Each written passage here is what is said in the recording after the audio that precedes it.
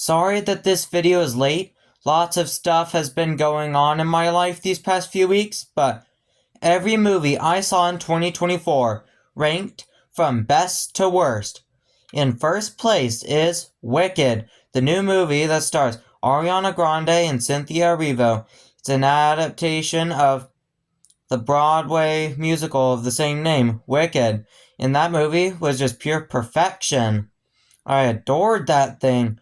Ariana Grande and Cynthia Erivo, they deserve their Oscar nominations. They deserve every ounce of praise they get for their roles in the movie Wicked. Jonathan Bailey, Jeff Goldblum, Michelle Yeoh, and Peter Dinklage, they were also really good in the movie. Everyone was really good in the movie. Oh, and Ethan Slater, Ariana Grande's real-life boyfriend, who I also adore as the role of SpongeBob in the SpongeBob musical. Yeah. Ethan Slater, I think he's become one of my new favorite actors because I adore him in both of his roles, in Wicked and in SpongeBob. And number 2 is The Fall Guy, this action comedy, that romance movie that stars Ryan Gosling and Emily Blunt. I find almost all of the jokes hilarious, and I love the romance in the dynamic between Ryan Gosling's character and Emily Blunt's character. And also, I adore all the action sequences. I think those are some of my new favorite just movie scenes of all time, are those action sequences. And I adore that third act in The Fall Guy where it's just pure chaos and action. I just love anything action, so sign me up. In third place is Sonic the Hedgehog 3. Recency bias affects me hard. And so hard, Sonic the Hedgehog 3 is now my favorite movie in one of my all-time favorite trilogies, the Sonic the Hedgehog trilogy. Keanu Reeves was incredible as Shadow the Hedgehog. I found pretty much every joke funny. And the action sequences in the third act it's so... I adore it. I adore all 3 Sonic movies. They're all so good, in my opinion. But as of right now, because 1 and 2, they're pretty interchangeable. Whatever day I feel like they could take that place. But as of right now, it goes 3, 1, 2. I still adore every single one of those movies. And number 4 is really overhated / underrated movie, Harold and the Purple Crayon, that stars one of my favorite actors, Zachary Levi. I adore this movie. It's becoming really growing on me. It's one of my new favorites of all time, and it's so funny. And I love all the charisma that Zachary Levi has, and also the dynamic between him, Lil Rel Howery, and Benjamin Botany. Yes, that is his name, Benjamin Botany. He's really underrated in this movie. Go check this movie out. It's hilarious, and it also gets pretty heartfelt and sincere at times, and I love it when a comedy gets heartfelt and sincere. Those are some of the GOAT comedy scenes. When you're not laughing, you're getting pretty moved. I like that. This movie really worked for me. In 5th place is Despicable Me 4. I know, hot take, but my personal favorite in the Despicable Me franchise, and I love the Despicable Me franchise. 4, 2, and 1 are some of my favorite Illumination movies of all time, alongside Super Mario Bros. Movie, Migration, and the 2 Secret Life of Pets movies. Yeah, what else is there to say? The comedy really hits, and there's some really fun dynamics, and the action scenes are lit. And speaking of lit, here's an overhated / underrated Christmas movie. It's called Red One. It's in 5th place. It's slowly becoming one of my new favorite Christmas movies of all time. My only problem is that not all the comedy really hits, but does it need to? No, the action scenes are, and all the Christmas elements and the good real world messaging, that makes up for the comedy that doesn't hit, especially the action sequences. I'm a sucker for action sequences.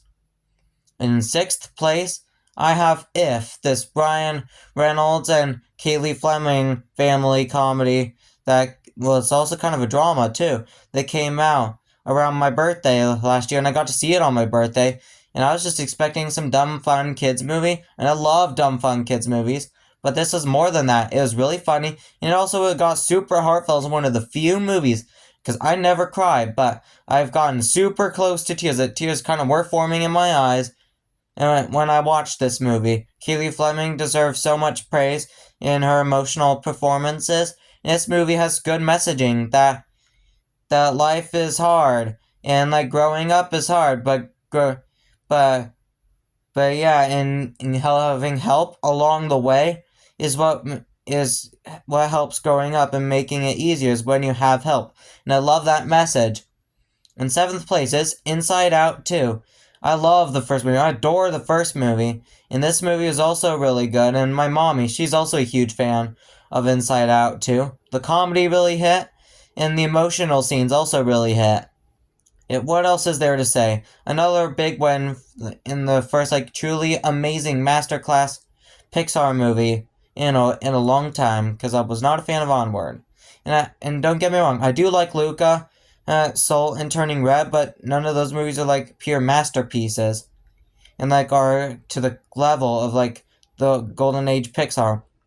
Inside Out 2 is bringing Pixar back to form, and now I'm curious what they're going to be doing with Elio, this new sci-fi kids animated movie. I'm curious about it. It looks cute, and I like cute movies. And then, in 8th place, let's see. Now this is getting kind of tricky. Think I gotta put Transformers 1. I do think it's slightly overrated, but by much, not at all. Still a great movie, and it's a great kids movie, and great Transformers movie. One of my personal favorite Transformers movies. The comedy really hit, and I loved Brian Tyree Henry as Megatron, and Keegan-Michael Key, one of my favorite actors, as Bumblebee. Almost everything he said was getting me laughing. But is it the best Transformers movie? Not really. I do personally prefer Bumblebee, Revenge of the Fallen, and maybe the first one, and need to rewatch the first one. It's been a bit. The Transformers one, I think I need to rewatch all of them. Because, yeah, it's like those four, like, are my ranking for the Transformers movies. And then next place I got Ghostbusters Frozen Empire.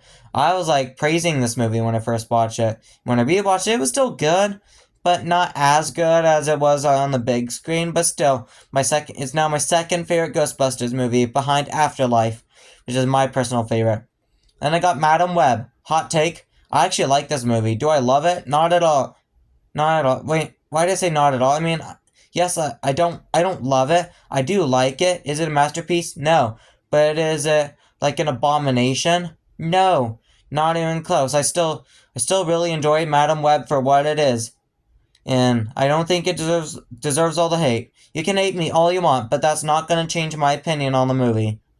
And in last place, the only 2024 movie I disliked, and even then, so I didn't dislike it a whole bunch. It was like super close to a 5 out of 10, but it was still a huge disappointment, was Saving Bikini Bottom, the Sandy Cheeks movie.